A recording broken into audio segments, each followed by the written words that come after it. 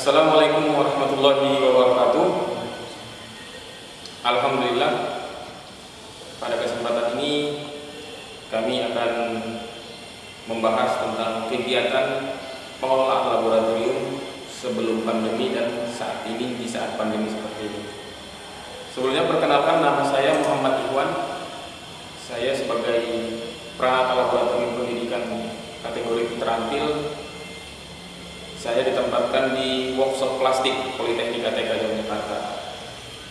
Sesuai dengan Permen Pan RB nomor 7 tahun 2019, kita sebagai PLP dituntut untuk bisa menerapkan peraturan dari Menteri Permen Pan RB tersebut, dan kita juga harus punya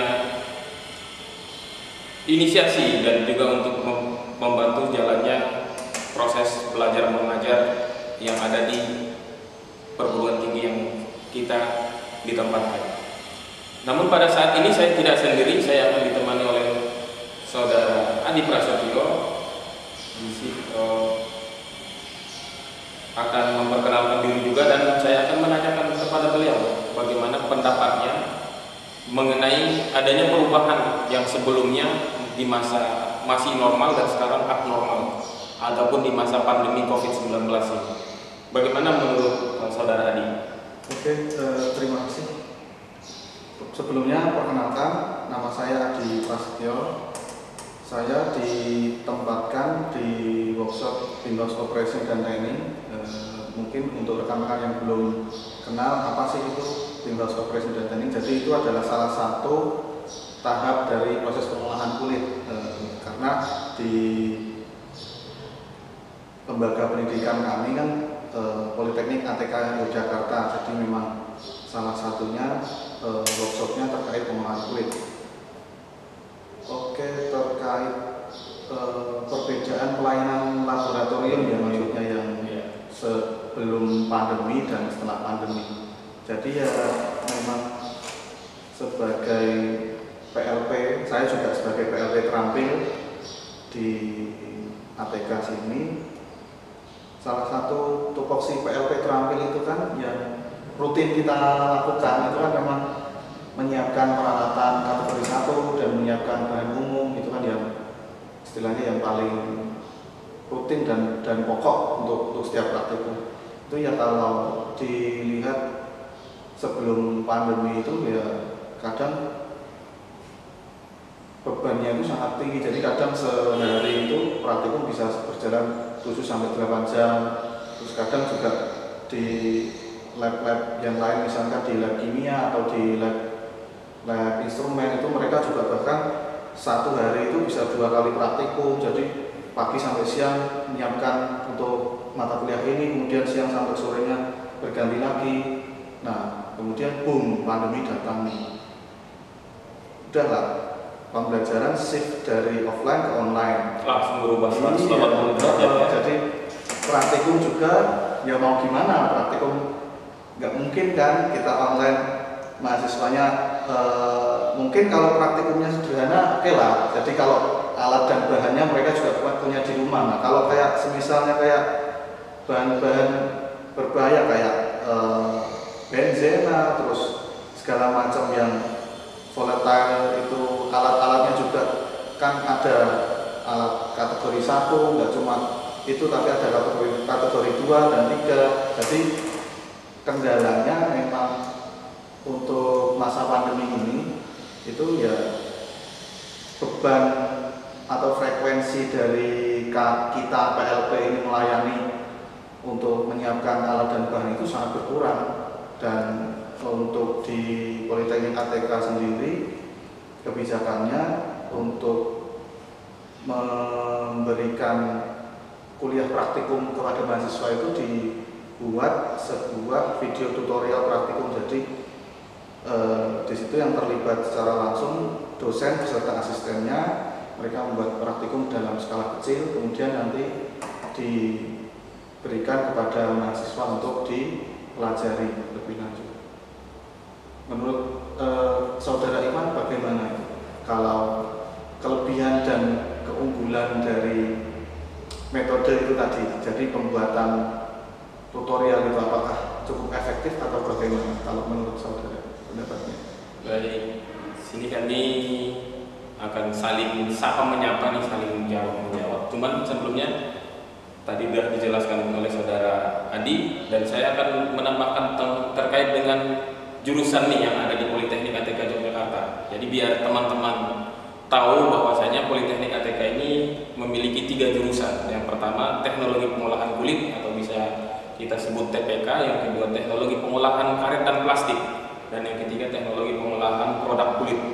Di TPK ini salah satu yang dijelaskan oleh saudara Adi tadi itu BIMHOS ataupun yang biasa kita sebut workshop BHO, dan juga ada laboratorium pengolahan limbah, ada juga laboratorium ataupun workshop finishing, ada laboratorium kimia, dan di prodi teknologi pengolahan produk kulit ada mengenai produk yang dari bahan yang kita sudah proses di sini sampai dengan menjadi produk jadi. Ada workshop barang jadi, ada workshop jahit, ada workshop acuan, atasan sepatu, ya betul.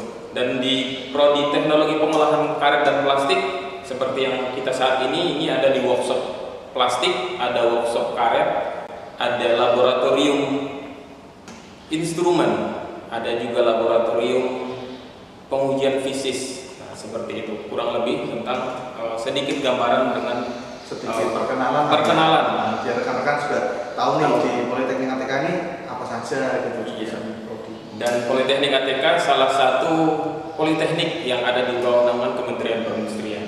Terkait dengan pertanyaan saudara Adi Pras tadi itu, bahwasanya memang ya di masa pandemi ini ya kita nggak bakalan bisa mengukur efektivitasnya itu, karena mau tidak mau dunia bukan hanya cuma di Indonesia tapi hampir di seluruh dunia mengalami wabah ini. Jadi memang kita dituntut bagaimana untuk bisa sekreatif mungkin agar mahasiswa itu bisa lebih, jadi proses pembelajaran tetap berlanjut. Proses pembelajarannya lanjut dan mereka juga paham meskipun secara tidak langsung datang ke kampus, karena memang kita dibatasi sampai mulai dari Maret 2020 ya Pak Adi, biasanya memang mahasiswa sudah tidak diperkenankan lagi untuk masuk ke dalam kampus karena memang kondisi pandemi terutama di Yogyakarta sampai dengan hari ini sudah masih level 4 dan diperpanjang lagi PPKM-nya sampai tanggal 23. Karena memang itu termasuk ya liga-liga kita sebagai PLP. Karena memang apapun instruksi dari pemerintah kita harus menjalankan dan kita membantu dengan jalannya proses pembelajaran seperti itu. Jadi kalau di workshop karet, di workshop plastik ini memang hampir sama juga dengan di workshop BHO tadi. Tidak ada lagi mahasiswa yang datang ke sini dan kita hanya memberikan tutorial video, dan juga yang di sini semua mulai dari biji plastik sampai dengan hafalen dari biji plastik itu kita tracer sampai dengan dia bisa jadi barang jadi. Dan memang bisa dikatakan kita sebagai PLP yang benar-benar yang tahu betul tentang pengolahan suatu material tersebut dengan mahasiswa yang sama sekali mereka belum pernah terjun langsung. Nah ini yang benar-benar jadi tantangan nih, karena nanti mereka di semester 5 akan ikut dalam dual system.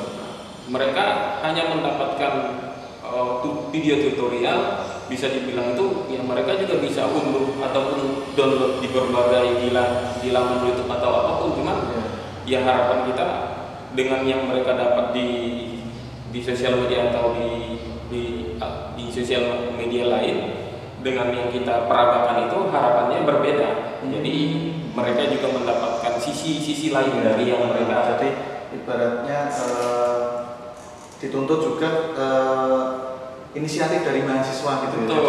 Jadi nggak cuma mengandalkan dari video tutorial dari kampus, tapi mereka juga harus aktif mencari referensi lain untuk melengkapi pemahaman mereka tentang suatu materi gitu ya.